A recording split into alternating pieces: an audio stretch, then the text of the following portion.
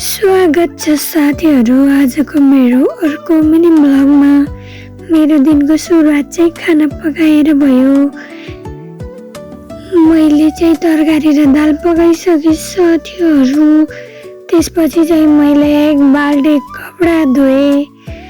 दिनमा एकचोटि कपडा नधोएको त दिनै हुन्न के गाउँघरमा। माटो मात्रै जति बेला नि घाँस काट्यो कि फोहोर भइहाल्छ। कपडा नधोइ त सुख मर्नु छैन बिल्कुल। मैले चाहिँ कपडा धोएर सुकाएँ साथीहरू। गाह्रो छ। म फेरि मिलको ड्राइभर नि। मिलमा कोदो बिने त्यसपछि चाहिँ मैले एक भारी घाँस काटेर लिएर आएँ। घाँस काटेपछि मलाई भोक लाग्यो। मैले खाजा खाएँ। त्यसपछि चाहिँ मैले आज बेलुकाको खानाको लागि सब्जी काँक्रोको र आलुको तरकारी पकाउन लाग्यो। कस्तो हुन्छ हेर्नु होला।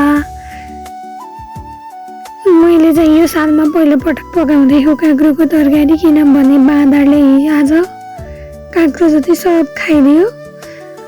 एउटा दुईटा भएको पनि मैले तरकारी पकाएको साथीहरू। Thank you for watching.